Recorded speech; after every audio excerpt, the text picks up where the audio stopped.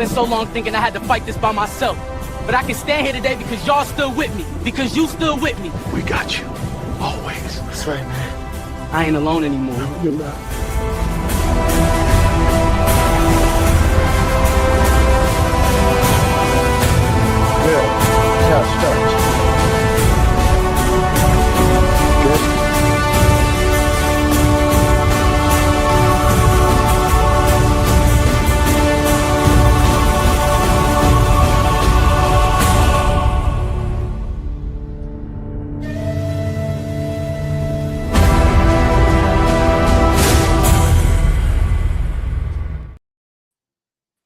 Good evening, happy Friday, and welcome to another episode here on the Hearts of Men podcast. I am the Uncle Junior, also known as the consistency coach. I'm joined by my cool, smooth brothers over here, ladies and gentlemen. Son of Timothy, the available man. It's not what you think, but he is available, ladies and gentlemen. For what availability means to him. All right. And ladies and gentlemen, right beside us, the mindset coach, the man, the visionary behind all of this stuff over here, Dr. Dwayne Dwyer, certified speaker and coach, the mindset coach. Ladies and gentlemen, how y'all doing this evening? Gentlemen, what is going on? What's up? How y'all doing? How was the week? It wasn't a bad week. I can't complain. Some hiccups, some successes. So you take your wins and your losses, and you keep on pushing. But the highlight is it ends on a Friday. Get to highlight my boys here live in these YouTube streets. So it's a good week after all. All right. Yeah, I kind of second that, man. Week was good. I had no issues. Just had a lot of moving parts. But like Gaddy said, man, it's Friday. I mean, we're here. The highlight of my week being able to be on camera with you guys, and as always, to share in conversation with the livest comment section and social media. So I'm good, man. Like you said, in these YouTube streets. Come on, YouTube streets. I like that, man. I'm definitely excited and happy to be here this Friday afternoon, Friday evening as well. It's hot out there. I'm in and out of it. I ain't stuck in it all day long, so shout out to all those blue collar fellas out there that's, plumbing and ACing it up, up under them houses and stuff like that. I know I got a couple of dudes that I know that tap in and tune in sometime, and some of them out there in that heat. So shout out to the brothers, because I don't want to have nothing to do with it. I thought about it a couple years ago. I was like, I'm just going to go to HVAC school. But then my AC went out, and dude was upstairs, and he came out of that attic, and he was sweating. He talking about he had to go up underneath the house and stuff. And I was like, bro, it's hot out there. So shout out to all of them dudes and people workers who out there dealing with that heat and humidity, especially. I don't know what it's like y'all, but here in North Carolina, it's kind of hot right now. So, and humid. So, I live in a hot and humid state. That's all I'm saying. In Georgia, Texas, whew. How about I live in Texas? I don't want to hear it. You just got hot. You don't have humid. Yeah, he don't have the humid. Yeah. We've had some Also, don't want to forget and want to welcome the chat. We all definitely appreciate all y'all for tuning in. We understand that it's Friday evening. Some of y'all have had long weeks, but you guys still decided to tune in and chop it up with us this evening. So feel free to be part of the conversation, ask a question, be part of the chat. With that being said, welcome Miss Robin Brower, Atlas Keys to Key Reality. I'm sorry. Shell, hey babe, thank you for joining us. And anybody else that I may have missed on any other platform, I see Lisa Keys, I see His Divine Appointment, I see Crystal Everett, I see Terry PE8V. I wonder what that means. Who else? I might have gotten everybody. If I missed anybody, I apologize. His chosen one, I see you over there. Thank you for being here as well. And again, if I missed anybody, I apologize. Appreciate you for being here. And with that being said, gentlemen, before we get started, you have anything to say before I start off with this short monologue. All right, here we go.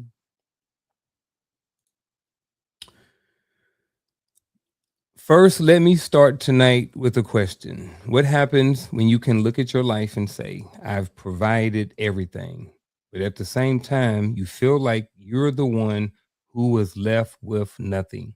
The bills were paid, the house was taken care of, the vacations happened, the kids had what they needed. You showed up when something needed to be handled.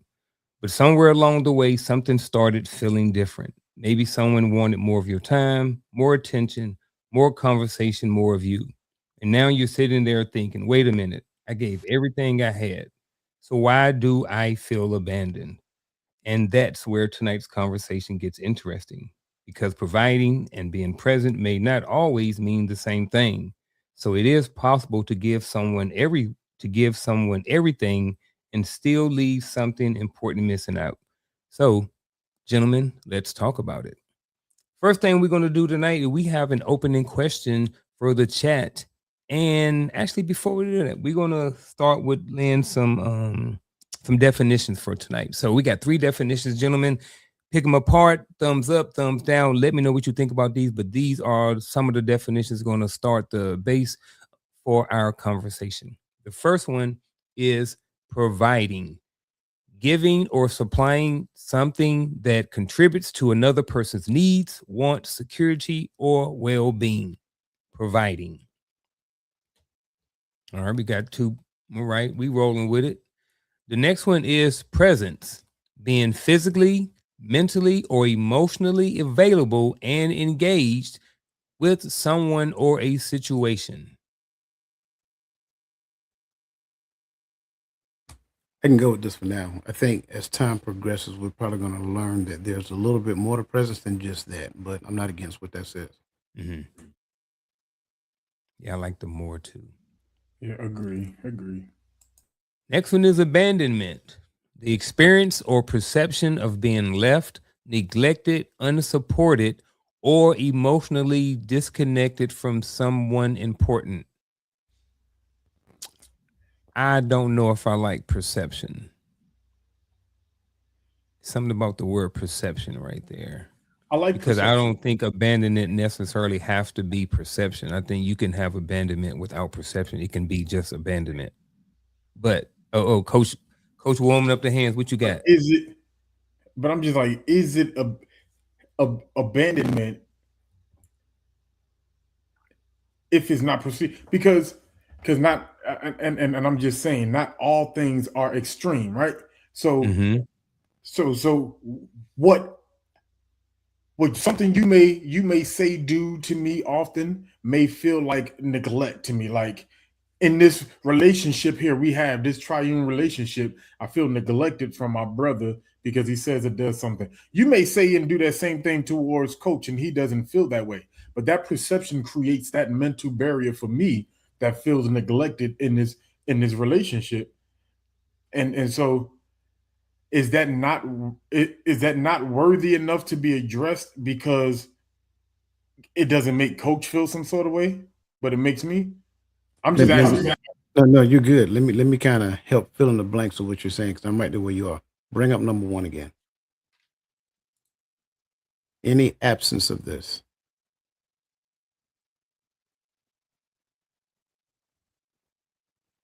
I mean, I hate the bottom line of that easily, but yeah, any absence of this Is abandonment. Can be abandonment. Can be abandonment. Okay, I like it. I'm roll with that. I like that. All right, here we go. This is for the chat and for us, gentlemen. First opening question of the night. When you hear the statement, I provided everything, so why do I feel abandoned? What does that statement mean to you? Hey, I'm just gonna jump out there because Yep. Dive on in. if woe is me is a segment for me, like I'm not gonna lie. Y'all know when I do this, like y'all can't put a mic in front of me because I'm gonna be transparent. I don't know how to shut up. Like you can't tell me something that I should not say and then put a mic in front of me because if it's gonna help the people that I'm talking to, then I'm gonna say it. But this is my right now, real life, real time struggle. You know, the moment you sit back and you realize, like, hey, yo, these kids, because sometimes the things that frustrate me that they say and do, I'm like, yeah, they're starting to lose every essence of me as their being their father. All the things that I taught them, I instilled in them when we had 50-50 custody. You know what I mean? I could see it now. The longer we have this, she's primary custodial that I agreed to for the sake of somebody who's no longer here. But anyway, uh, you know, and I start, and now and it's like in reverse, like becoming the exact opposite of the character of who I fight so hard to try to make sure they become. I care more about who you become than what you become. You become a doctor, but you're a terrible husband and father. I don't really care about your doctor. Congratulations, Doctor Nobody. Right? Like that's how I look at you. But if if you didn't make it, you didn't become a doctor. You became a CNA, right? But you're an amazing father, amazing wife, amazing mother, amazing husband. Like I care. You get what I'm saying? Like so when I see this statement and I'm looking back at at my kids and some of the things they do, they say, uh, it just starts getting frustrating. The fight gets frustrating because it's like the more you try to be involved in their life, the more you realize there's others who fighting to remove what your presence in their life. And it's like, so I've really pretty much pay you to keep them from me. That's what this is. I'm I'm paying you and I'm showing up for the things that they need and that you telling me they need this, they need this, they need this. All right. Uh and I pop up and I'm showing up and I'm trying to make sure we can make it happen. But I have no input, I have no say, I have no identity in their life as a parent. So that's how to look how that look what that means to me. That's just in a nutshell, if that was a nutshell. So I'm not disagreeing with anything Gaddy said before I respond, but I want you guys to kind of consider this because this is for me, especially now. I like to look at things from the lens of responsibility first, then accountability, right?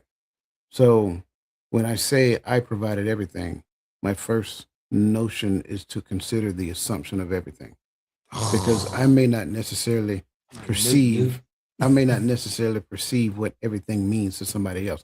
I provided everything I thought that I could provide, everything I thought I was supposed to provide. That's initially. And then continuing, so why do I feel abandoned? That's the best question to ask. Why do you feel abandoned? Do you feel abandoned because of my perception of everything and because I perceived that I provided you with everything that should have been enough to make you stay? Then and I'm just using this as a rudimentary example, enough to make you stay or enough to appreciate what it is I'm doing. That's more of a better way of saying it. Now, let's consider the level of appreciation because this is a layered question in my mind. Does that person even know how or what appreciation really means? Right? Because I can still provide everything and do everything that I learned to do because I was raised up in a properly formatted and properly structured home. I've literally studied and done this and done that and done this and done that. I taught, so forth and so on. All of those things existed, and the level of appreciation, or at least appreciation at all, isn't there. Maybe the words exist, but maybe the deeds that go along with appreciation didn't exist. And I always say appreciation is what you show me, not so much as what you say. So when I look at this question, there's a multiple things to consider. My perception of everything, why I'm actually feeling abandoned, and then moving forward, what actually happened at that point when I started feeling abandoned. That we have an honest conversation so I can understand what everything looks like on the receiving end, and then you can understand what abandon feels like on this end. And if I can come back just on that everything part, because I like where Coach and where the chat went with it, but So when I'm talking everything, provided everything, I don't see that as an absolute because I don't think anybody can provide everything. Because here's a reality: nobody's ever satisfied. So once you got everything, you want more. But I digress on that. But when I'm thinking everything, I'm thinking in the sense of everything that I can, or everything that I am capable of, or everything that I am required to provide. Like I've met one of those requirements. You know what I mean? I've given my all in a sense in the scenario. Then why do I feel like nothing?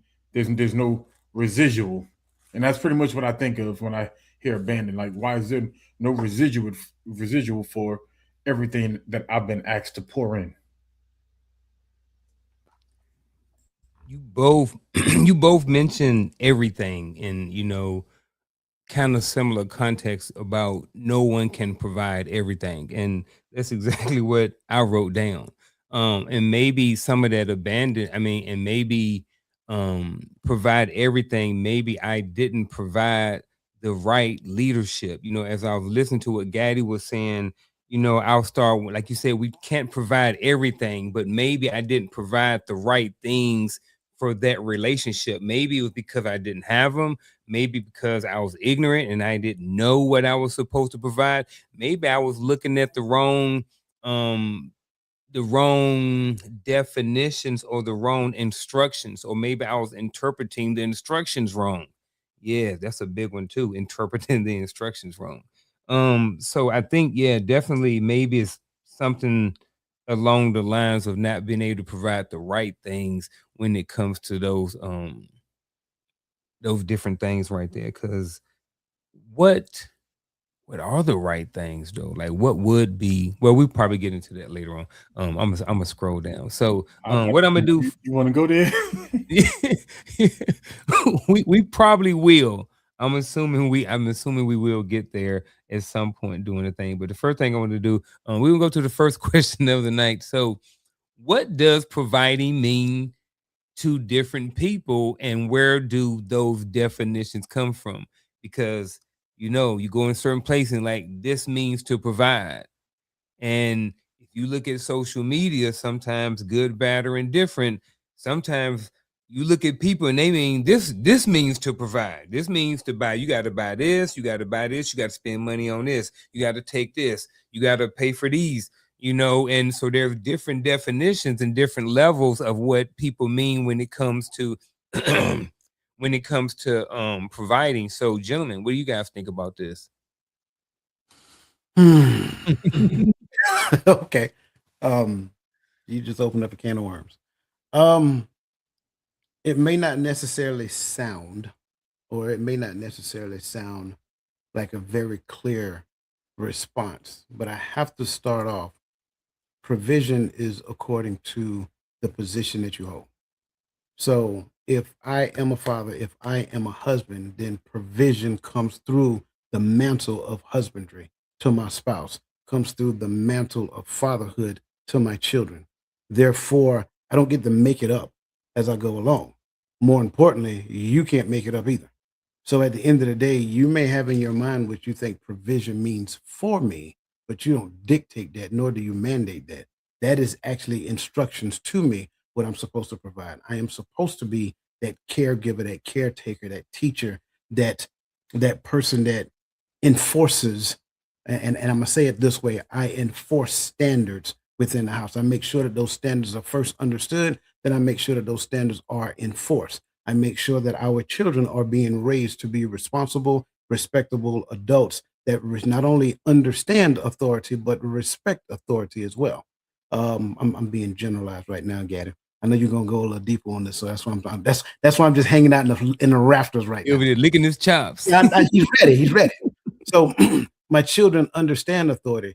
They respect authority. Not only just that, part of that provision is me and you coming together to become one. Part of that instruction, part of that caregiving, part of me filling that position as a husband. It's not that we're two individuals that live our separate lives and then we cohabitate in the evening. No, we are one. So whatever I believe, you believe, and that's how we exercise it within the confines of our home. That way, our children, they are not getting mixed messages. That's one of the biggest issues that we face, that we're witnessing right now today. Mixed messaging. My child should not hear a different set of instructions that come from me, nor should they hear a different set of instructions that come from you, because we are governed by one thing and one thing alone. So I'm gonna start there. That way, I think I done revved up Gaddy enough that way I can let him go, turn him loose. Here you go. No, I mean you did, but I'm like, anything else that I say right there would be added to what's already good, because you said it. But can we do something? Mm-hmm. Can we look at these definitions again? Can Yep, we go to which one you want definition to look one? at? Huh? Definition one. Can we go? Mm-hmm. Giving or supplying something that contributes to another person's needs, wants, security, or well-being. Go to three.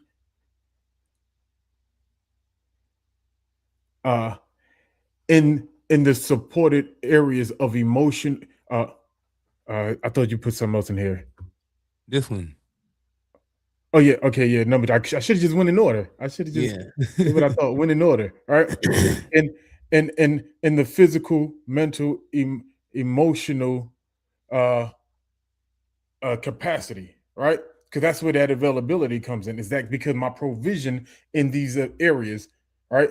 I stay available, and this is why I use this term. And I'm glad that you said that. What it means to me. This is what it means to me. I stay available physically.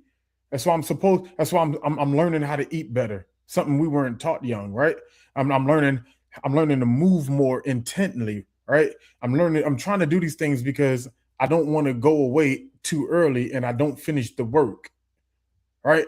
Because there's work still left to do with these babies. So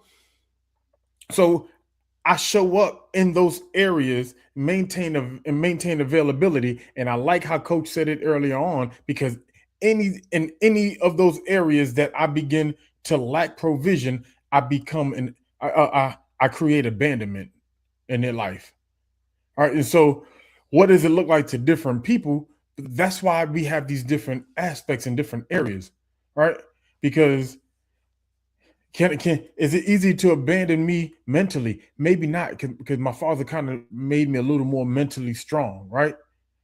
All right. So, but I feel your physical separation. I feel that more. So it doesn't mean that, and I get what you were saying earlier. It doesn't mean that you didn't do these acts that should be seen as abandonment.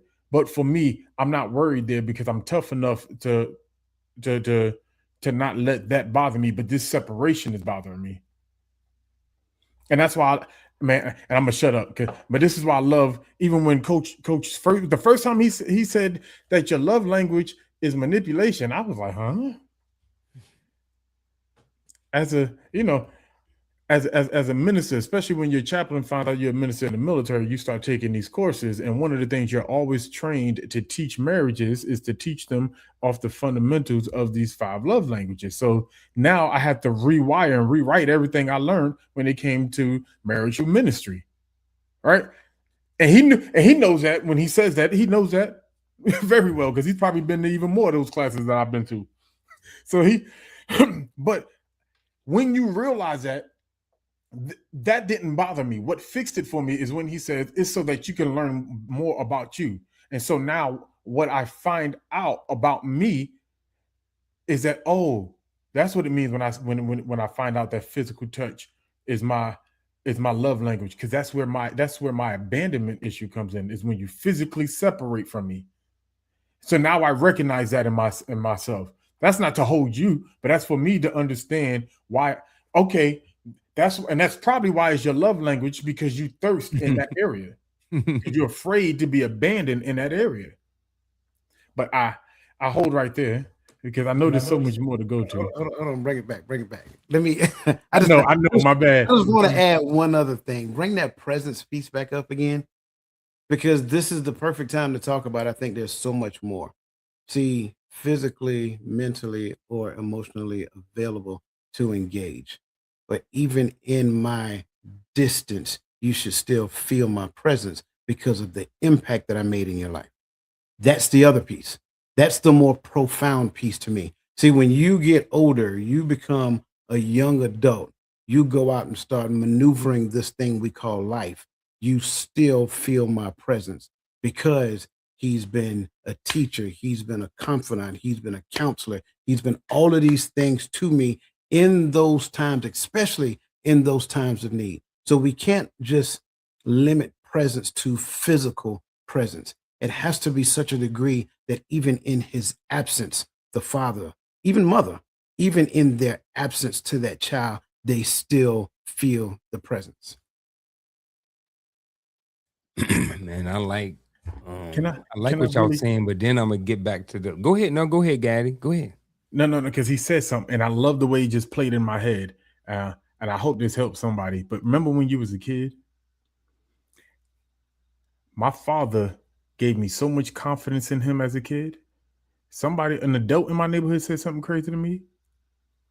What? My father told me I could do this. So why are you worried about it? Oh, your father said so? Yeah, T said something. So say something. I'll go get my father. I'll go because the presence of my father, like what he's talking about, it stood with me so much. I had confidence everywhere I went because I understood the presence of who my father was. And that gave me a confidence when I moved because I wasn't worried about what you did to me. Didn't no adult worry me because if you did wrong by me, I knew you had to answer to my father. And so that gave me just kind of like this comfort. People knowing, and let me say this to some men out there: people knowing that your child have a father at home, it creates a deterrent, especially when they know you're a present father. I'm not saying it creates absolute absence of harm, but it creates a presence. People know that there's a father in that home. When boys start dating your daughter around the neighborhood, they know she got a daddy at home that cares. I'm just saying. Mm-hmm. Man, y'all own this one. I don't even know if it's anything I should even be adding to it. The only thing I kind of wanted to go with was like, where do those definitions kind of come from? You know, it kind of seems like I'm leaning towards culture, you know, and whatever that culture of yours may be, and whether that came from mama and big mama and grandma and them, or whether that came from, you know, wherever. But where do y'all, you know, real quick, and then we'll move on. But where do y'all think those definitions of providing and provision come from? I'm trying to digest your point about culture, not to find flaw with it, but to Mhm. see if it's lining up with what I'm thinking. So let me just say it, Mhm. what I'm thinking first. The culture don't define that for me. My parents define that for me. Now, if my parents got their definition from the culture, then the culture defined it. But my parents have the ability to define what provision looks like for me as a boy child before I'm exposed to the culture. So now, if my parents defined that and defined it crystal clear, not just based upon their words, but based upon their deeds, their interactivity, how they did things in the house, outside the house, right? Now that definition in my mind is crystal clear. But if they do not define it in the house, now I'm subject to the cultural definition of what provision look like, and I'm also subject to the ridicule and judgment of the culture as well. Yeah, I'm right there with it. Who's my major influence? And I say it like that in today's culture because it seems like the easy answer is put the TV on, give them a tablet. So when they come home from daycare, they sat down so that you can talk to your homeboy and your homegirl on the phone and talk about how bad your day was, not knowing that your child probably got something to tell you, all right? But now you sitting them in front of the tablets, not in front of the tab. So like your definitions are coming from the ones that you are allowing into your mind. So if my teacher and at the time my teachers were more my upbringing, this is why a lot of people are confused because guess what? I change teachers every year. So if mama and daddy is not the one giving me this rooted information, then it's too many. There's too many places to get these definitions from. So sometimes we're piecing together ship mailing it together, or we become 18, 21 years old, and we're getting our answers off of the people we end up following on social media. Mm-hmm. That becomes dangerous. Mm-hmm. So, but That's true. ideally, I'm right there with coaches at though. Shout out to A12 Digital. Lack of reciprocation or gratitude from your provisions may cause you to feel that abandonment. And shout out also, definitely appreciate you for your comment. And also shout out to Miss Lisa Keys. They shouldn't differ, but depending on the foundational instructions, you align with like-minded individual. Shout out to y'all. Always glad and happy to see people being part of the conversation. Anybody else out there, go ahead and hit that like button, that share button. If you got a question or something, feel free to stick it in the chat and we will get to it. The next question up, gentlemen, is I remember back in the day, and I hear on social media sometime in different platforms and stuff. People talk about how back in the day, grandma stayed with granddaddy because he provided everything. Grandma didn't work, and no one talks about how bad their relationship was or whatever like that. But a lot of people say that there was a financial thing or a financial situation and the reasons why some of those people stayed. But bringing that current to the where we are right now, and I know all of us are in the military. I don't know what y'all wives or ex-wives, or I got an ex-wife. I was the sole provider financially when it came to everything. So and I know a lot of men out there, especially in the military, because of the way it's structured, you can get by and really your spouse does not have to work. So I see a lot of conversations and things happen in the military when it comes to one person providing and all of the financial means. So what happens when financial provision becomes the primary way someone measures their contribution to a relationship? And I like that question because coach said something earlier about the distance is important and your presence should be felt even when you're not there.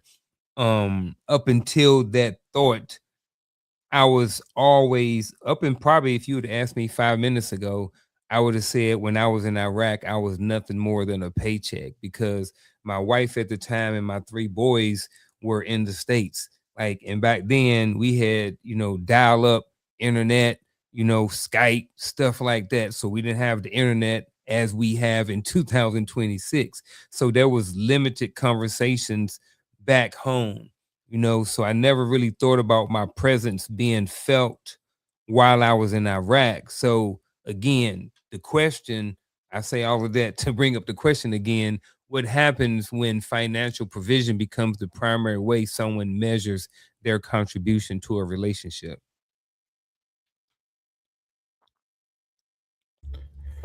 I'll take a stab at this one.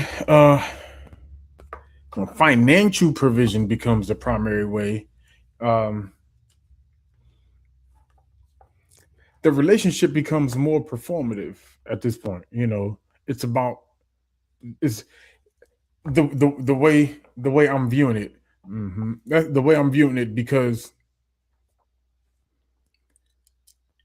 financial provision to me is more. The way I'm viewing it means that it's more than just paying the bills, right? It's paying a lifestyle.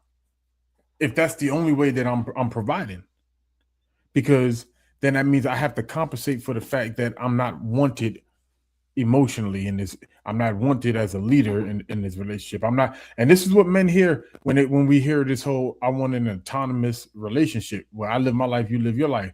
That means I provide everything, but I have no say in how this union goes. It just everything just happens. So people like that, I think that causes if that's the only way you understand me showing up, or the only way I know how to show up, I will compensate for the other ways with my finances. And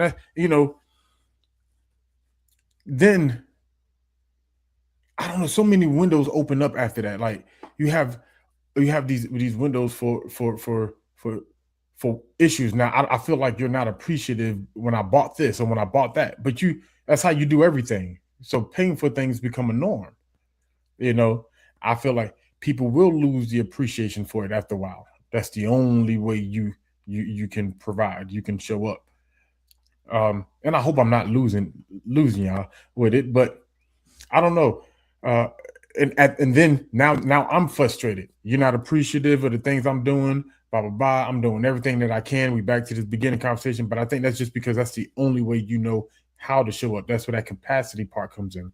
It's the capacity in which you know how to show up.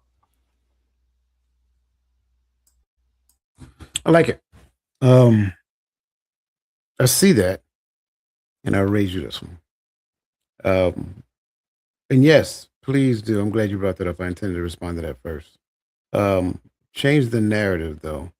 What does it mean to you when your husband, current or ex, use their financial contribution as a way to measure success in a relationship? I think that's fair.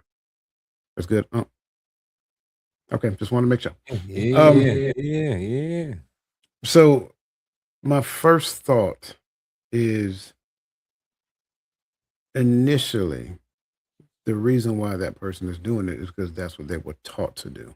They may have seen that growing up.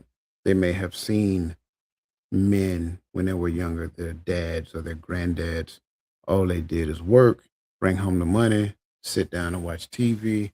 Grandma got I can't even say check. What's the checkbook back then? Checkbook or whatever. Give her the check.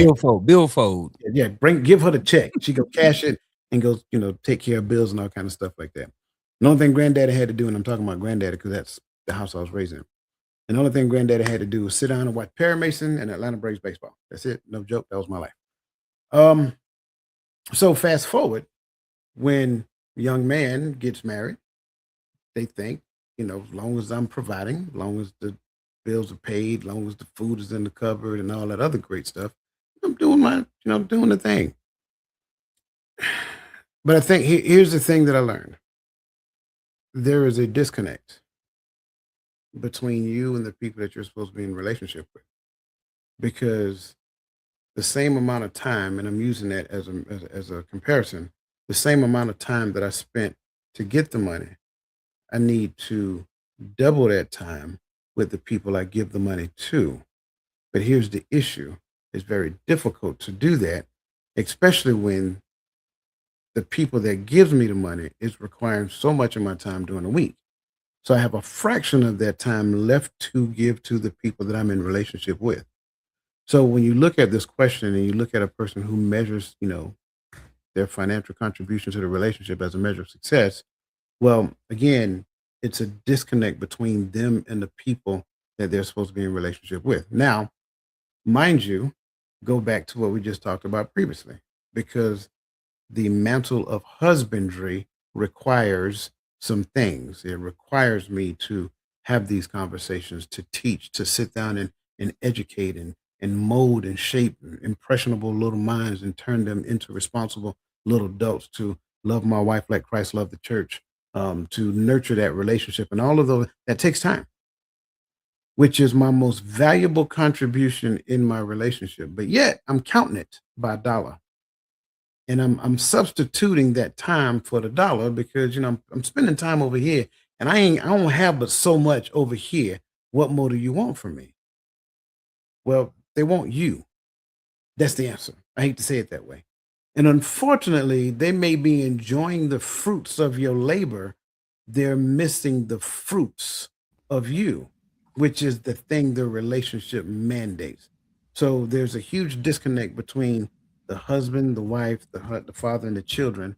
But more importantly, you're not necessarily fulfilling your role when it comes down. So you're substituting, right? And I get it. We live in a time and space to where got to work, got to pay bills, and they want 40 plus. And 40 hours on a regular job, 40 plus hours in the Army.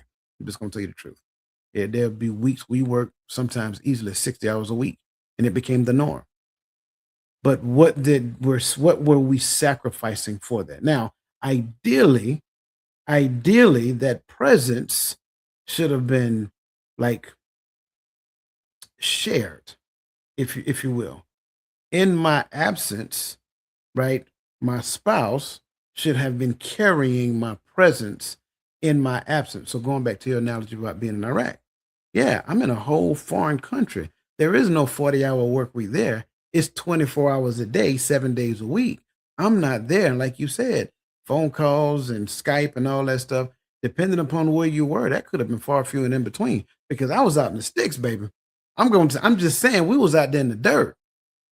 So when you look at stuff like this, in my complete absence, letters taking about a month to get home, things of that nature, the spouse should carry that presence.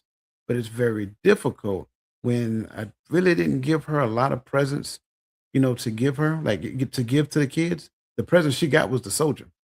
The present she needed was the husband and the father. And I'm just telling you the truth. I was Mr. Be All You Can Be. I'm trying to tell you, that's the era we grew up in, right? I was at work 5 o'clock in the morning. I got home 7 o'clock at night. 7:30, my kids getting ready for bed. So I didn't really have a whole lot to give them, simply because I spent more time making the coins and giving them the coins as opposed to giving them the fruits of who I was. Whew. You got something?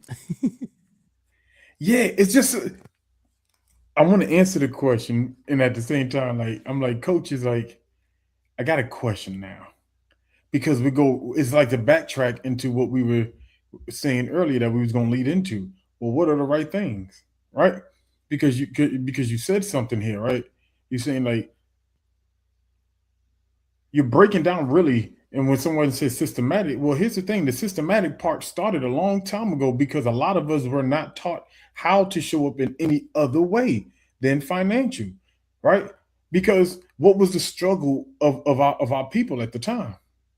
We were building families. We weren't arguing men against women, right? We were building homes and houses. The struggle were financial. We were trying to rebuild this community, which we decided to integrate and assimilate instead of rebuild. But I digress on that, right? But there now, even though that is systematic, it has taught us how to make money. It's taught us to go either get educated, get a trade, and go work. Join the army. Be all you can be. Work. Come on, make money. There's people depending on you. Make money. All right. And this is why it sounds so innovative when somebody says, "Hey man, take care of yourself. Go to the gym." Oh my God. Is that okay? I can take personal time and do that. I don't have to go get a third job. Because this is how we talk about relationships. So now no one is being taught. Somebody's out there asking that question, like, well, what are the right things? How do I show up? What do I do? And for a lot of us, we had to start learning it. We was getting OJT and still didn't figure it out because for some of us, she left before we got it right. Go ahead, coach. I like this. This is my question right here, but I got this here. I'm listen. I've been bred to answer this question. Let's go. It ain't gonna sound good. It's not gonna sound good because to your Even point, better. to your point, I'm agreeing with you. You were literally taught to marry your job and date your wife. If you really pay close attention to like what the system creates in you, like even in the army, it says duty first, family always. Well, no, that's not true. It can't be. Those two things work against one another.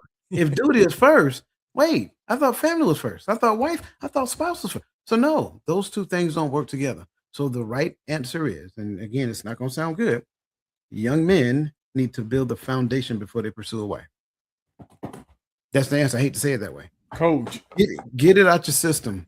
Get the corporate ladder out your system. Climb it. Listen, shoot for the star. Listen, shoot for the stars and land on the moon. Whatever it is you do, climb, baby, climb. But once you hit your pinnacle and it's time, now open your eyes and look for your spouse. because somebody. I'm sorry, go ahead. Oh, my bad. I thought you. My apology. Now I No, was no, going. 'cause I was just gonna say, because at that point, now I don't have to marry my job and date my wife.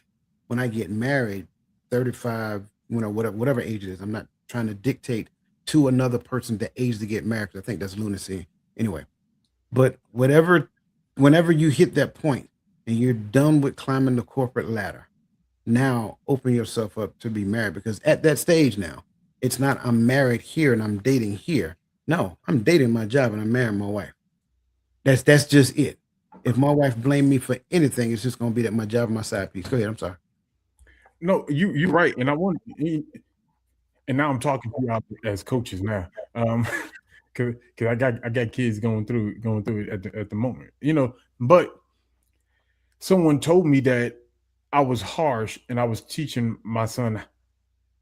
How did they word it? I was teaching him how to think negative, is what they said. Because I told him that, and I didn't tell him the why, but I know and I hear and I see what these young women are being taught, and it's even more scarier than what we got right now for a lot of these young men, and it's getting worse. That generation is teaching it even worse, and so I'm telling my son, hey, before you focus on trying to get into a marriage and into a serious relationship, if it happens, I can't stop it. I'm not fighting you. But your focus needs to be on establishing you as a man first, because you're going to continue to try to figure out who you are and try to establish yourself. And though we know that the wife should be a helpmeet, that is not what, if you get that, you're not going to get that initially coming out the gate. That's something she's going to grow into. And you know what I'm saying? So you shouldn't be in the stage to where you're still growing into a man. Growing as a man, yes. So am I too harsh? No. Let me make it make sense. If you're familiar with Maslow's hierarchy of needs, most of us got married when we was at the lower two tiers. You were at physiological needs and security needs. So in essence, what you guys were doing, you were trying to climb Maslow's hierarchy of needs together. And so that didn't work, because a lot of times what ends up happening is that you just simply try to end up, in most cases, using one another to feel fulfilled in the space that you felt empty, right? So if I feel empty in physiological needs, men, then she feels the physiological need. If you feel empty in the security needs, women, then you're looking for a man to make you feel secure. Oh, I'm sorry. Let me say it the way they say it in the world today. I need for you to provide me a safe space. That's what it is. So you climb those two first. Then next is loving and belonging. Now, when you get to loving and belonging, that's totally different, because at that point, you're in a different headspace. You're not worried about this, you're not worried about that. You're at a point in space where you're building great relationships, so forth and so on. And then next is esteem. Now, at esteem, right, it's more so of how you're showing up. These two, love and belonging and esteem, that's when the doors open. But the door should not be open before that. I ain't got no problem with nothing Gaddy said. I don't think he harsh. I told my sons, I got 3 of them. Now they all grown. The youngest one 21, the oldest one 31. But I told mine, hey, no more than 5% of your time, your 5% of your money, you need to be spending with women. I said you need to be spending 60 to 80 hours working or building. Now, that 60 to 80 hours don't have to be all on the job. You could be taking classes, going to school, learning skills, getting certificates, but 60 to 80 hours a week, like, bro, like, I ain't saying coach is saying what I'm saying, but like coach said, never mind. I would just use my own words. But you know what I'm saying? Like, you need to be doing something with your time. If you, or here, you need to be building that nest and have that nest before you bring somebody in. That's what I believe too. That's what I told mine. At the end of the day, they're going to do what they want to do. You know what I'm saying? They grown, they their own men, but they ain't going to never say they ain't going to know. I don't think I said that right. But I always told man, I said, you're gonna be, because I told my kids, look, bro, I'm cheat off of my paper. I give you all the answers. I don't got nothing to have. I want you to get A on the test. Look over here. I'm give you all the tests. Use me. Don't take advantage of me, but use me to your advantage to get ahead in life. You know what I mean? I'm here for you, but to this question, I kind of went off on a tangent for whatever reason. But to go ahead. Okay, I just because I don't think if we never give the why, Mm-hmm. then I think when people hear that, they're like, man, that's harsh. Mm-hmm. So I think the why requires us to own some things. Mm-hmm. And the ownership goes back generation after generation after generation after generation after generation. Because the Bible says a good man leaves an inheritance for his children's children. So, in essence, the way it is supposed to be, my sons are supposed to assume the family business that I was creating while I was preparing for them to show up. Then they become an apprentice in that family business. So they actually get trained by me to run the business. Then I step away from the business and I become more of an advisor to them as they run the family business. Well, guess what they're not doing at that stage? They're not climbing the corporate ladder at a young age because I've already created the corporate ladder for them and put them in the position so that they don't have to climb. So when we did not do that, not just our generation, the generation that precedes us and so forth and so on, when we did not do that, what we did is we set the conditions for them to have to do exactly what we just said. And if they don't do it that way, then the only thing left is playing, I don't know, playing roulette and hoping that you hit. Because that's really what's happening in the game right now. I hate to say it that way. When you're getting married, you're legitimately playing roulette. If you do not, if you're, especially if you do it early and you got to go through Maslow's hierarchy of needs together, and we'll look at what we'll do, we'll look at the exceptions to the rule. These two people got married out of high school and they've been together for 50 years. Baby, that's not the norm. So God be the glory for them.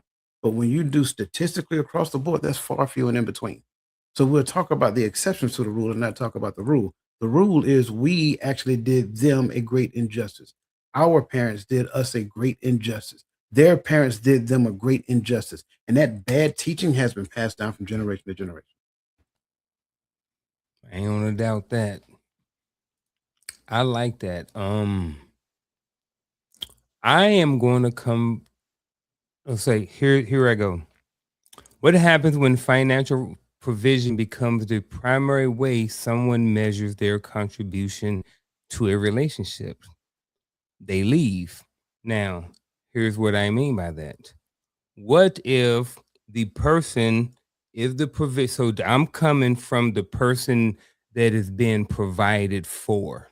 I have heard women who, and this is not a hit on women at all. It's not bad mouthing women, but I have heard women say that they left homes where the man was the main provider or the financial provider because they wanted their independence. They had never, paid for their own car. They never paid for their own mortgage. So they walked away from situations because they felt that their contribution to the marriage was financial, but it wasn't. It is whatever your role may be in that relationship. If he was doing the financial provision, then maybe your role would have been, the major upbringing and the rearing of the kids, going to different places. Like Coach said, he was going in at 5 o'clock, getting off at 7 p.m. That's 14-hour days. How many PTA meetings can you go to when you're working 14 hours? How many soccer games and football games and functions can you go to? Birthday parties. You working 14 hours a day. So someone picks up that slack. But I think what happens sometimes, and this may be the exception as well, and that's why I speak from like the military, because I've saw it especially in the military, where people have walked away because they didn't feel like they were given a financial a monetary amount in a relationship because for whatever reason felt like if I'm not giving money then I'm not doing enough. But yeah, I've seen that, and that's the only reason I want to highlight. But I think it may be more of the exception to anything. Anything else on this before we move on? We did 2 I mean, questions.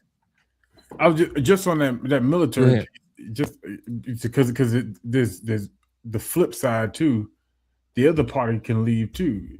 In the military, how many times I had a battle buddy. He joined older. I think he was like 40 when it got to us. Um, he had owned a business at one point. All of that, so he was married for like 20 years, and so it blew my mind when his wife, after we was about to deploy again for the second time. For him, it would have been two deployments in 3 years. First 3 years in the army, and so she was like, "Hey, yeah, we're gonna leave." And he had big kids too, and she was about to leave him after 20 something years of marriage because he couldn't provide in the space that he used to provide properly. And he was working these hours, and yeah, he was providing. And he tried to provide even more financially. He was trying to go officer. He graduated from Citadel, denied a commission. Some things happened. So and so you're looking. You're like, okay, he's trying to add to the provide value. But because we're in the military, and just like you talking about with them 14 hours or even longer, we talking about 6:30. We had PT. We ain't dropping them kids off, and we ain't getting off to them kids is halfway tucked in. So let's just call it, especially if you big Sarge. Let's call a spade, right? And that's the life. So for her, she's like, no. Okay, I get the financial piece, and coach, like you saying, I think this was one of those. They've been together since high school, so she was with him from broke to wealthy. I guess back to broke or whatever you want to call him going into the army, all right? But now I think for her, it was when he no longer was physically available, when his presence, when his time limited. And so when you show up financially, sometimes it means you're sacrificing that high earning. I hope somebody out there looking for them six figures. I hear this. When you're looking for that high earning, you're asking for less time, less availability. So I just wanted to add that on where you were at. I got my first rude awakening about time when I got promoted to E5 the first time. Everybody be like, "Oh, E4, like man, I can't wait to get promoted to E5, man. Sarge always gone. He be doing this, bro. Joe gone at 16:30, 17:30. Like we had formation, we having a freaking meeting with First Sergeant at 1900, 18:30.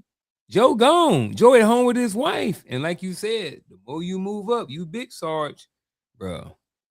All the time. I don't miss them days. What we gonna try? Huh? Now I was just gonna say, speaking of time, make sure that everybody's here tomorrow morning, 10:30 a.m. Eastern Standard Time. The Hearts of Women will be talking about time. Just want to throw that out. Talking about time. Speaking of time, we already at an hour.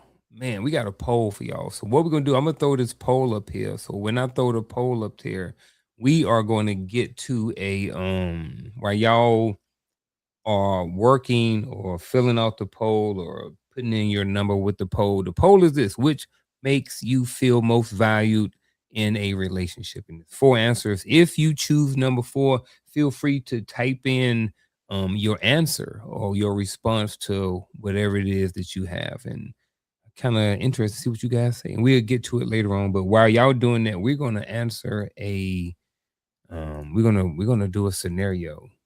I don't know where the poll went, Coach. Oh, you got it. Okay. All right. So here's the scenario. For 19 years, he has been working long hours, paying the bills, and providing everything his family needs. His wife says, "I don't feel like I have you anymore." I thought I had it up there long ago.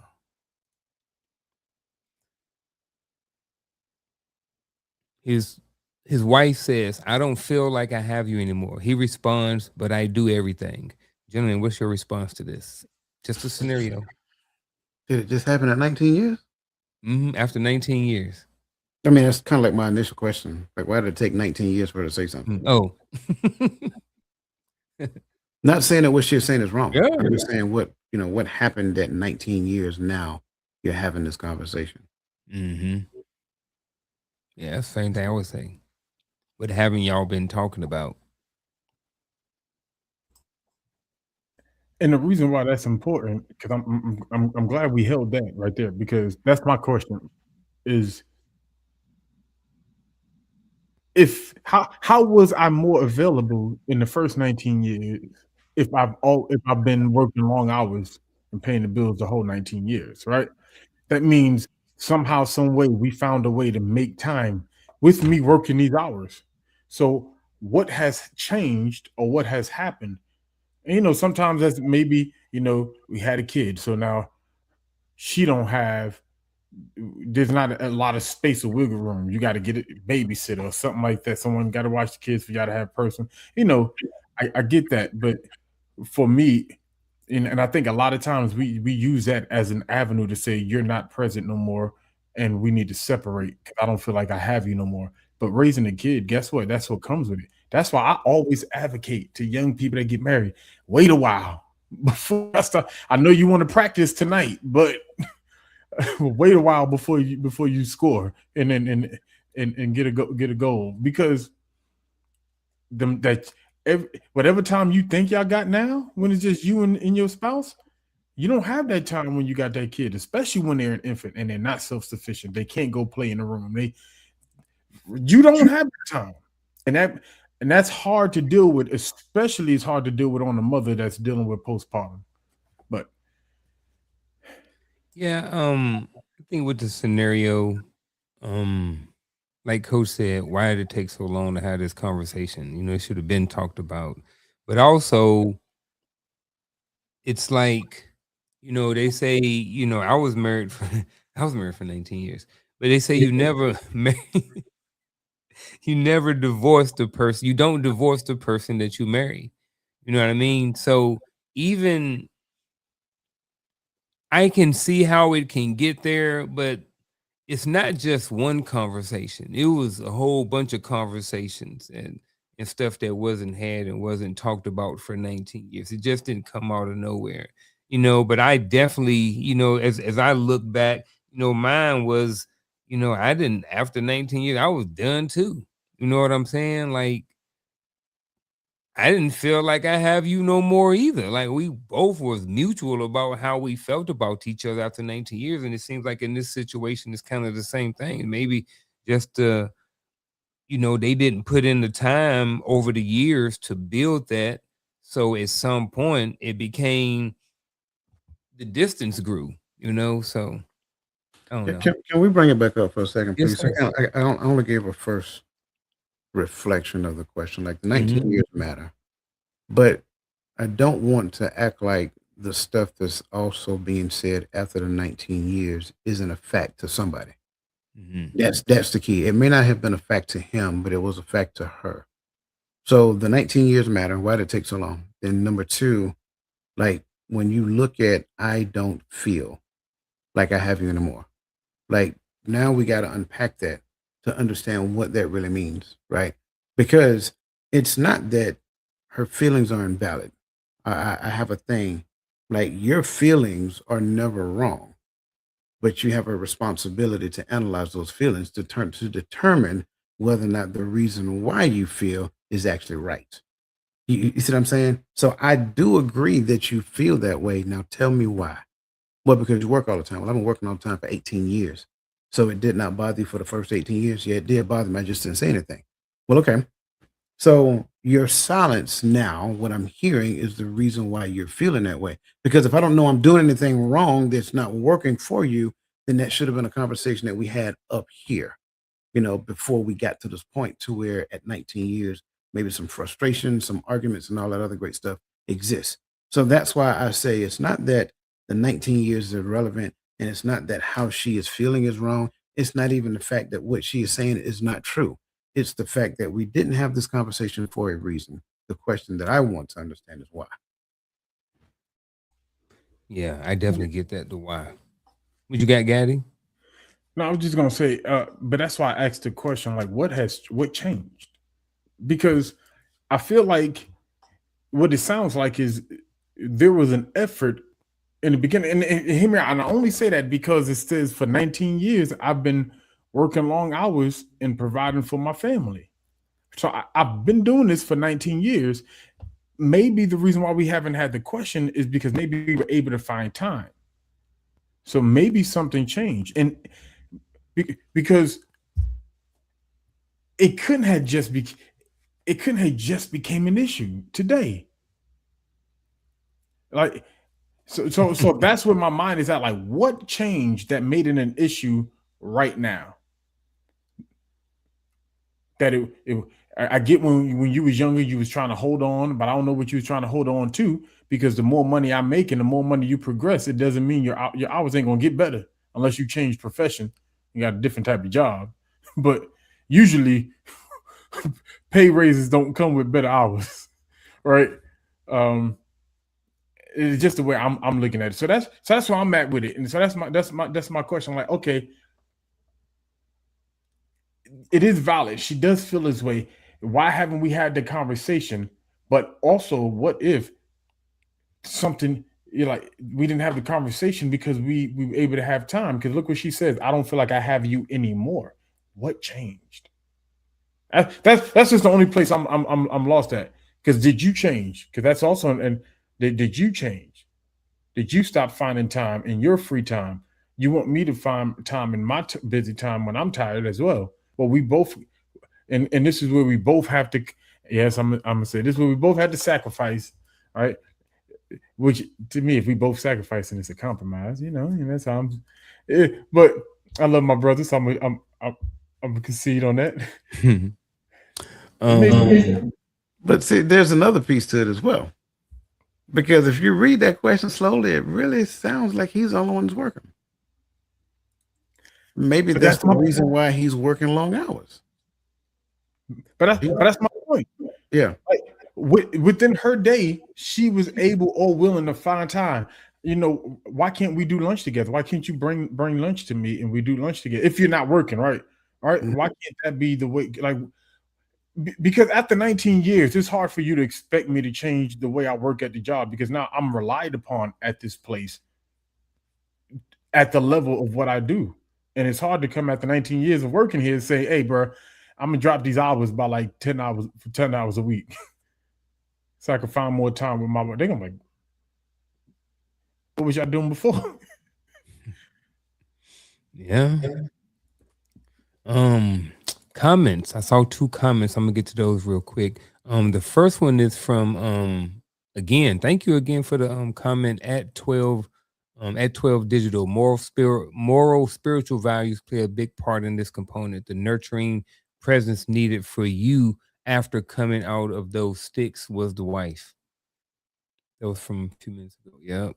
And then another one is, yes, it's Maya. This one is like 3 minutes ago. So this one's probably right where we're at right now. What if there was a conversation about it? Did I miss where it says there was no conversation about it? So I mean, I guess we go back to it. There was nothing that said that there actually was a conversation. It seems like there probably wasn't a conversation. Or even the conversation that they had didn't change anything or didn't produce the outcome or the results that she wanted. So now she's like, all right, well, I'm out. Or not necessarily say she out, but I'm about to how say, she is feels this about a it. conversation? Because this could be the and my, I think that's where, at least that's where I'm coming from. I don't know. It sounds like this. It was probably where Coach is coming from. Like, if this is the initial conversation, then why 19 years? So I'm where you at. So was there a conversation before 19 years? Because if not, what change do you expect? Because Yeah. now, and I'm being like, that's an honest question. Like, and if any of the women agree with the wife, and I'm not saying don't agree with the wife, please explain. Because I like, if this is something that's been going on for 19 years, what is the expectation of change? Because as a man, I'm thinking, how do I go to work after 19 years and say I'm not going to work like this no more? Or do I change? Do you expect me to change professions? Yeah. So that's kind of like my point. Like, I think now we're beginning to add to, right? I think at some point, just based upon the question, there is no information that says that the conversation took place prior to. from our understanding, this is the first time this conversation is happening. At least that's how I read it. Yeah. And at the level that this conversation is happening, you see two different levels of frustration. You see her level of frustration saying he's not there, and his level of frustration that says, "But I'm doing everything.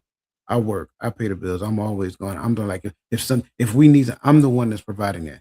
So within the scope of those levels of frustration, there has to be an understanding that's actually had.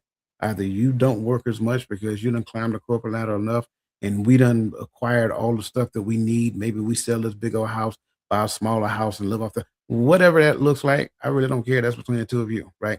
But I think at some point you have to recognize that this has gone on for so long that two different levels of frustration have surfaced, and neither one of them are more important than the other. And I think that's where we start to fall into issues because we start identifying which one is more important. And generally, the one that we've identified that is more important is the one that I side with. I side with the man's side or I side with the woman's side because Yeah. I've been there. Very dangerous game to play. Yeah, yeah, yeah. Great point. Looking at the poll. So the poll was, is it up there? Bring it up there. The poll was, which makes you feel most valued in a relationship? The first one was what I provide. We got 0 takers on that.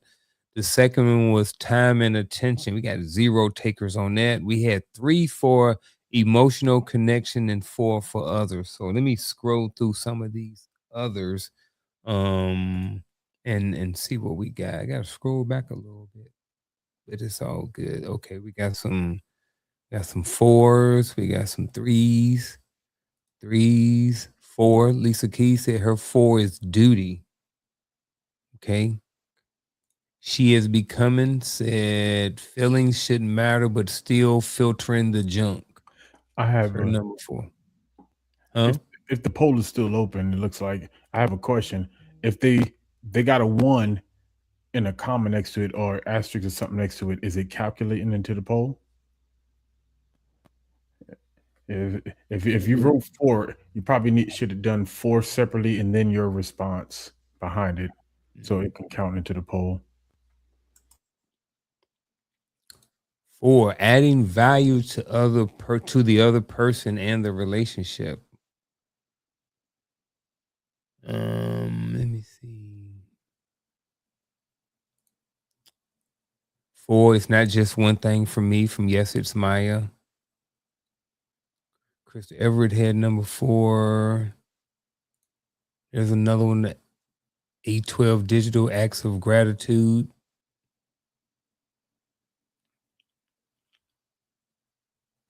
I like that. Acts of gratitude is what it said. See what you did. Because words of gratitude don't mean that much to me. Yeah, those are some good ones. I liked all of those. After this poll, what we're gonna do? Scenario poll question. Next, we're gonna do. They're gonna do question number 3. Thanks again for everybody who participated in the poll. Really appreciate your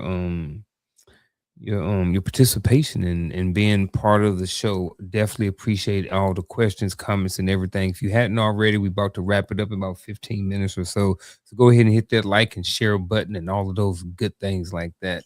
Don't forget, tomorrow 10:30, Hearts of Women podcast. Be there. Come back. Right. Coach, you ain't did that in a long time.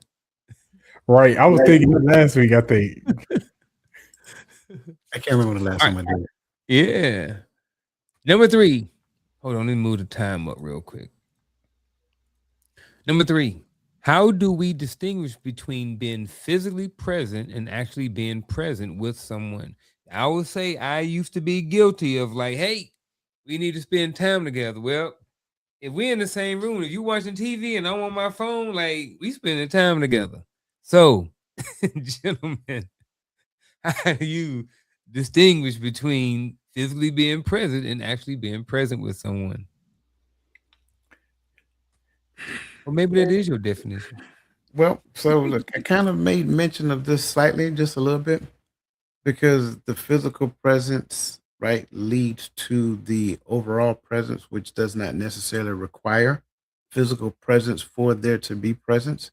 So the distinguishing factor to me is the outcome of the physical presence. What are we actually doing? Right? Like you said, you could be watching TV, I'm on my phone. Yeah, we're in the same room, two warm bodies in the same room, but we ain't connecting on no level whatsoever. So, what are we actually doing when we are present? Are we doing things to where the family is valued? Like it's a goofy movie on Netflix. I think it's called The Last House. And if you haven't seen it, it's it's a movie, You right? said last house or glass house? The Last House, Last. right? So they were stuck in the house. They couldn't get out the house, and they ended up being stuck in the house for like 5 years. That's kind of like the gist of it. That's all I'm going to tell you about the movie. But one of the things I liked is that when they were stuck in the house, they did family things together. And the dad was right there in the midst of it. They was playing games, they was dancing, they was doing all kinds of stuff. See, these things are the things that build intimacy in a relationship. The quality of the time that is spent together equates to intimacy for not just a husband and a wife, because I know we hear the word intimacy and our mind runs straight to the gutter. Cut it out. Wrong with y'all.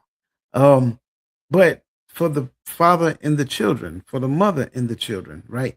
That connection, that bond, that desiring to be around your dad soon as he walks in the home. You know what I'm saying? The desire to be around your mom soon as she walks in, stuff like that. So that's the thing that, in my opinion, is the great separator. The outcome of what it is that we're doing. What exactly are we doing? What's the reason for it? And what is the desired outcome that we're going to get from it? How do we distinguish between being physically present and actually being present with someone? I think there are two heavy moments in relationships. There's a lot of heavy moments in relationships. Let's just put that out there, right? Um, and the least compatible you are, the more heavy moments you have in your relationship. I'm gonna say that. I think sometimes we marry off of aesthetics, and this is not talked about enough. Is and this is dangerous because it can be so confused. Some people think it's about a vain thing of she look good, he look good. Sometimes it's not even that she's the finest person. It's that she looks good with me, meaning for what I need to become. I see myself becoming the president. I need a woman that looks like a first lady. Yeah, you picking up and putting down. Like I feel like, and this is what a lot of people do, and a lot of women do it too. I feel like I need this, or I'm on social media. A lot of girls pick men that look good in pictures for for the social media. Like this is a thing, and I'm hearing these young people talk, and I can't date him. He don't take what pictures well. He he treat you well. That matters. Like, but these moments when you're not compatible, right? Especially when you're not compatible, come and they look like this. We can be around each other, but we can't, but we don't speak. Uh-oh. Why? Because when when we're around each other, we know that we don't have nothing to talk about. See, early on in a relationship, it was all happy go lucky because it was giddy, it was new, it felt good. I like being around her, she liked being around me. We like each other presence. Now our two dumb behinds moved in together. Now we stuck underneath each other, and we cannot stand what each other personal space look like because we are not compatible. But it was because we now that we're in close proximity all the time, now we realize it, and that's a real thing. And so now and sometimes I don't think the question is the conversation is had from that perspective because it's like, hey, should we proceed and continue living together and then get married and have kids that we're not going to raise together because we really don't like each other and we're actually together out of obligation at this point because we live together? I'm just speaking the truth. See, why y'all always vote for them? It's somebody else vote. Matter of fact, I need to vote.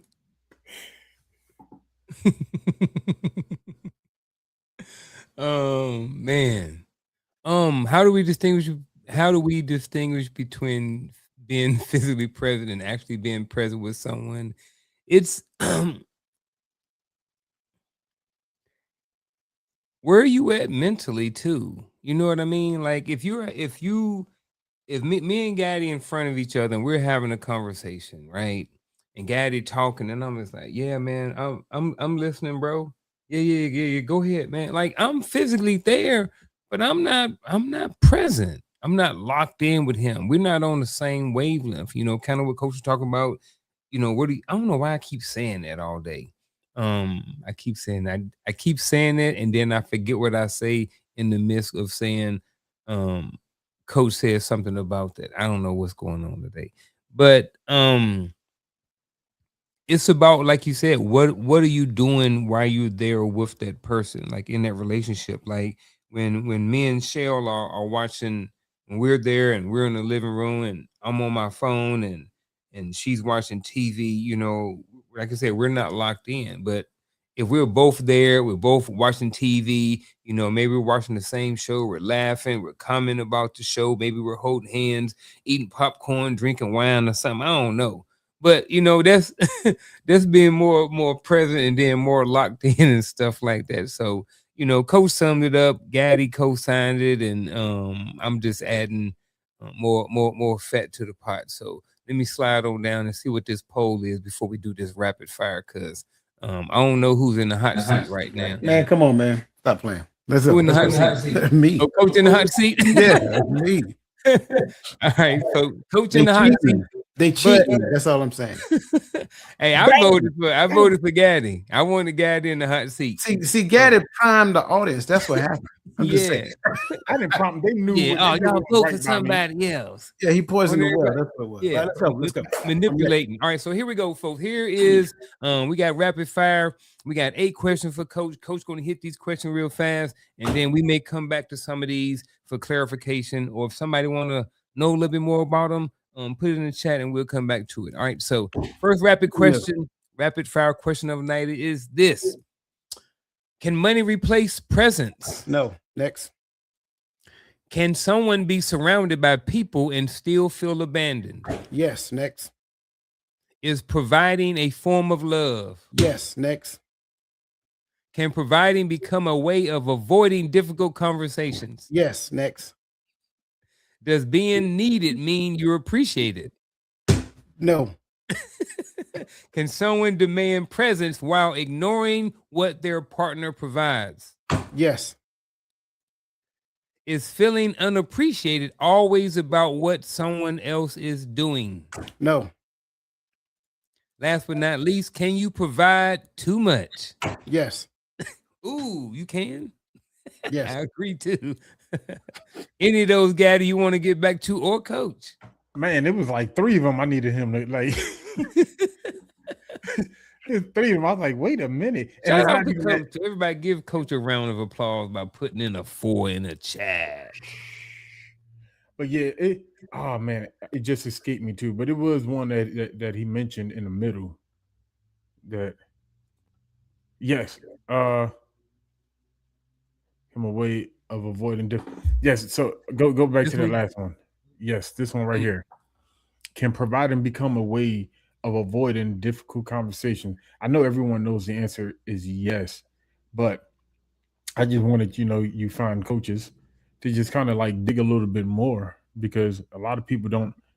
To me, I feel like this right here is what, and I call this, is just Gaddy's word, financial abuse looks like. Speaking from experience, I pay everything, so everything gets become my way. And I don't want to have the conversation about it because I'm not changing. I provide everything. It is the way it is. This is where the buck stops. That was old, ignorant, young, immature me. Yeah, I'm gonna go a different route. I'm gonna go a different route to where, let's just say, somebody does something to where they violate the other person's, let's just say, trust, for the lack of better terms. Mm. And then to kind of butter them up, they show up with some flowers and candy, go buy them a ring or something of that nature to kind of like soften the blow because they don't necessarily want to have that honest, difficult conversation. So anyway, and I'm agreeing with Gaddy, that is a form of financial abuse. Anything that you're using in lieu of, it doesn't necessarily have to be money spent, right? It could be anything if I'm being completely transparent. Like the conversation still needs to be had. And unfortunately, some people will allow that to be the case, even though they know that they have a history of doing the thing. They want the gift over being standing there and say, okay, we're gonna have this conversation regardless of. Boom. But those you got, Gaddy. Now I concur with what both of you said. Like Mm-hmm. that's the thing that people do when they want you to accept their bad behavior.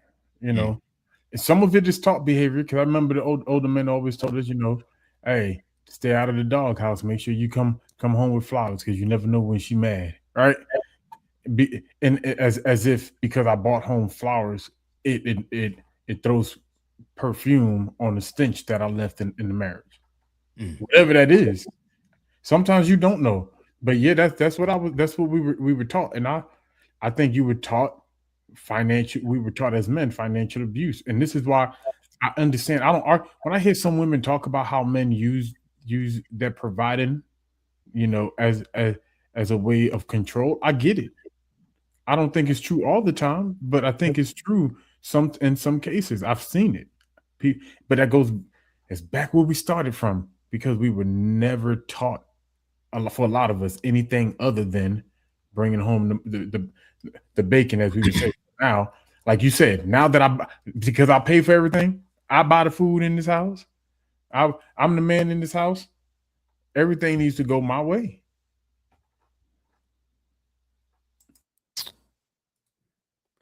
At 12 Digital, thank you for your comment. I think presence can be subjective, but in my opinion, I believe engagement of some sort is necessary. Appreciate your comment. Gentlemen, we going to hit this one more question real quick. We only got a couple minutes, so we got to hit it and quit it, in and out. So here we go, real quick.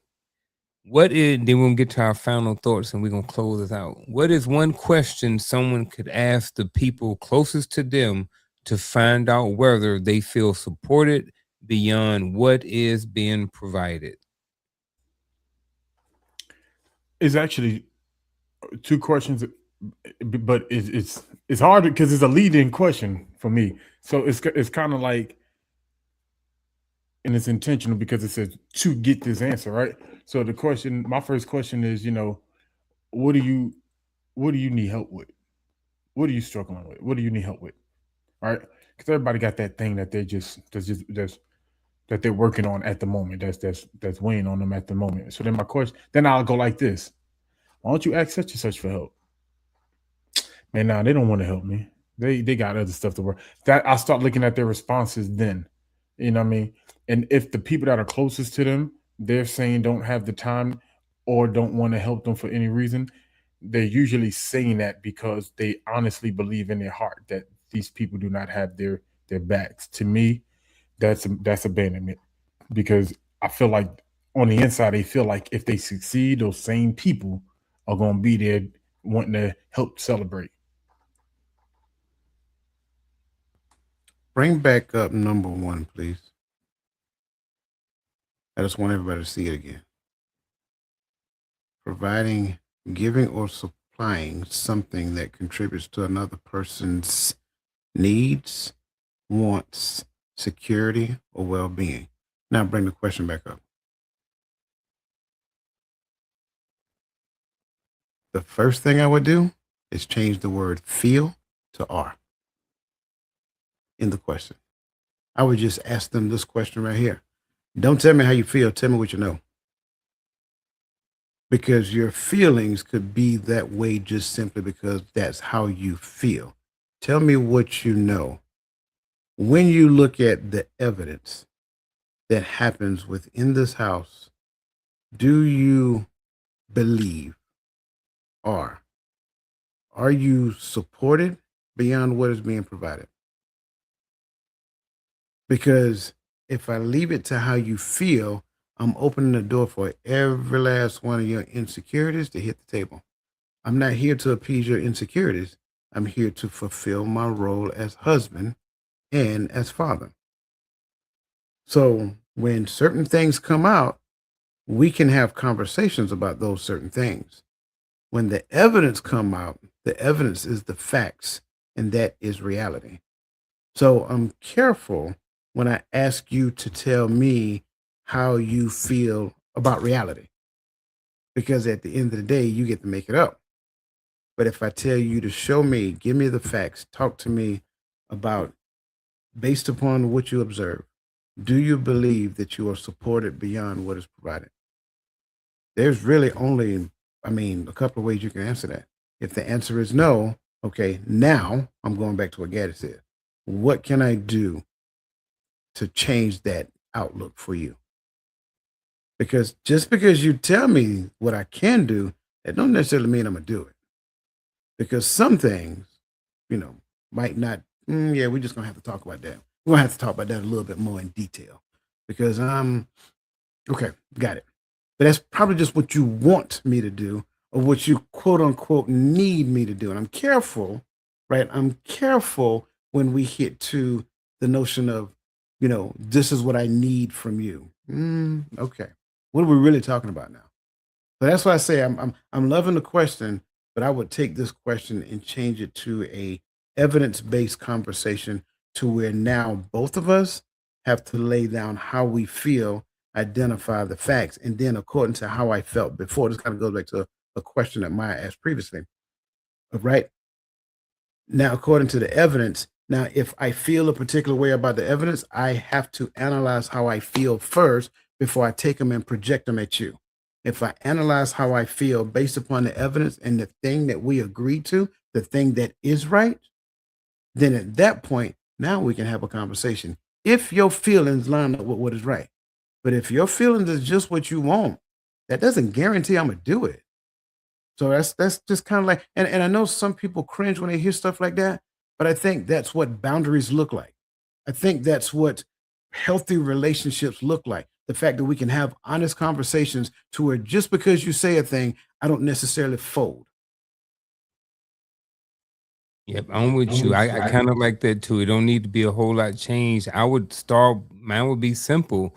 What do you think you what do you think you need in order to feel like you're being supported, besides what you're already getting? Like, I would keep it simple. Like, what do you mean? Like, go into more details about what you mean when it comes, because like when you see that word feel, it's a whole lot that can be wrapped around that word feel.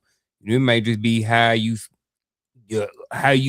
feel in the moment right now. You might have just got some bad news, you might have got a mosquito bite or something, and now you scratching it, and now you upset, and you just want to take it out on me because you frustrated.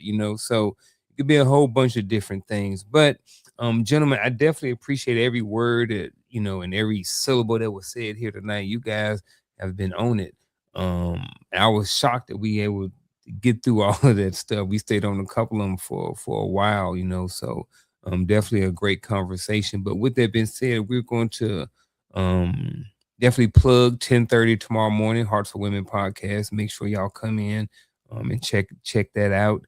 And then I think that's about it. I guess we can roll out with the final thoughts. Here we go.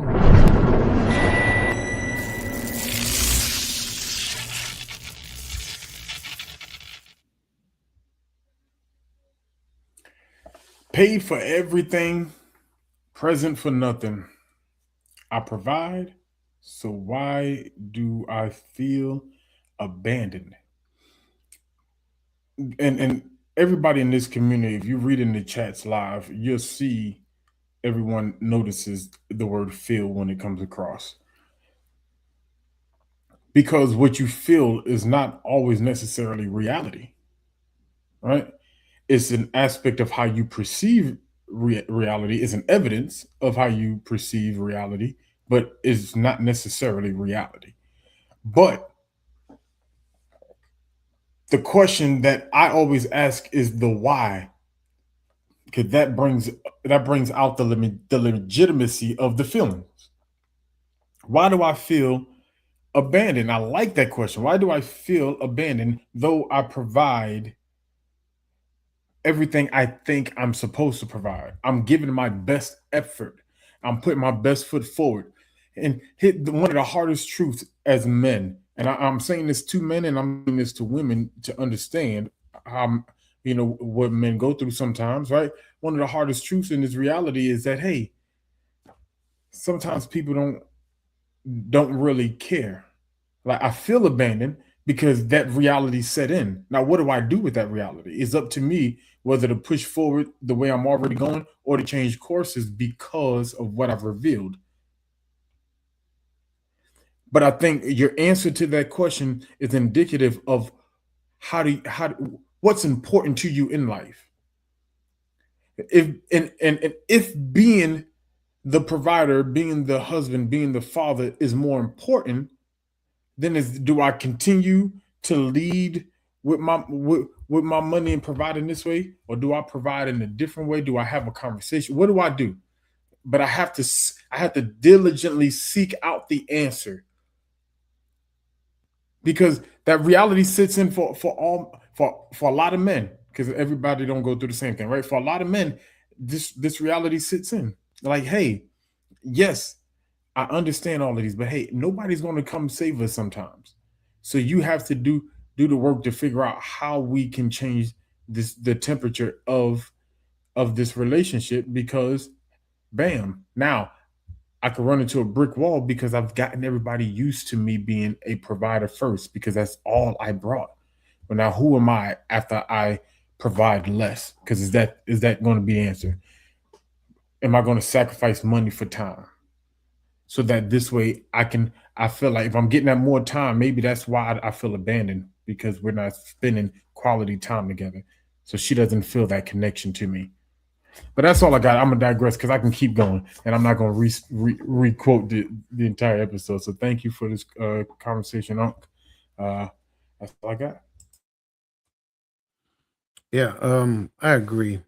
Thank you for this conversation. Um, I'm reminded that you can't love the gift more than you love the giver. When you really stop and think about provision, um, if we're honest, you don't provide outside of that the thing that you care for, the thing that you love. And so when and I'm just saying we as men, when we provide for our household, we provide for our family. We make sure that they're well taken care of. Now, make no mistake about it, women provide as well. It's just a different type of provision. But I think for the most part, when you look at the provision, therefore I feel abandoned. That's where we start getting into some serious concerns, because my provisions should not necessarily be the reason why I feel loved. Whatever I use to provide, those are resources. If I am fulfilling the mantle in the house as the husband, as the father, I become a resource to the source for my family. That's really how it works. So now, through me, he gets to show up, and then they become the beneficiaries of that. Well, my presence is a mandate, it's not an option. I don't sacrifice them for the sake of, my corporate job or being really good serving somebody else. And those things have their place, but their place is not above my family. Their place is not above my wife. Their place is not above my kids. It's below them. So if I'm giving more time to it than I am to them, then who am I really in love with? See, that's the very difficult truth that we don't necessarily like to face. We don't want to be honest with ourselves. I've said before that we have created this illusion that we live in. And if you was on Coach's Corner, you heard me refer to it as the map. And so that map was either constructed by somebody who brought you up, or constructed by the culture or your experiences, or whatever the case may be. And you drape that map over reality, and then that becomes the lens of the life that you live through. And everybody who opposes that, there may not necessarily be a friend of you. They may be a friend of me or an enemy, whatever that looks like. because you're going to hold on to that map for dear life. Once you relinquish that and let it go and recognize what reality really is truly saying, that's why I was so adamant about the last question. How you feel about it might be a depiction of your map, not a depiction of reality. Even though provision is a mandate, the provisionary mandates do not supersede the provider. Don't love the gift more than the giver.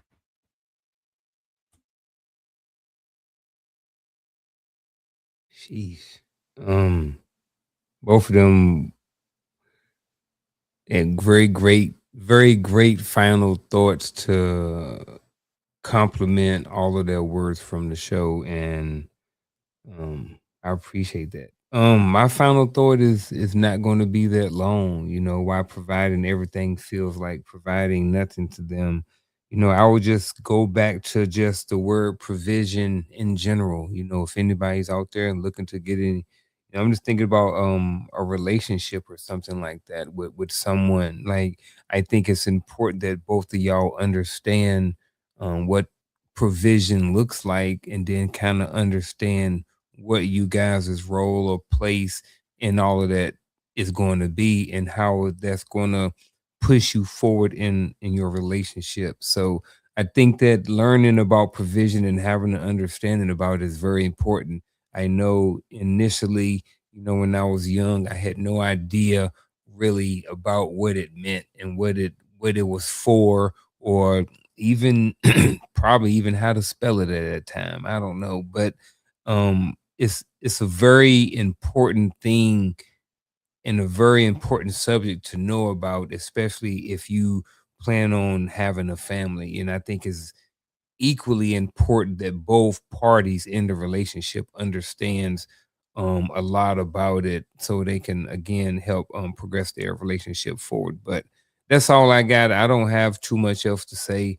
I have really enjoyed this podcast, enjoyed everybody who participated, who watched, who shared, who clicked the button, and all of those different things. So definitely appreciate y'all. Remember, come back here tomorrow at 10:30. Come back. You see, heard coach, 10:30 a.m. Eastern Standard Time.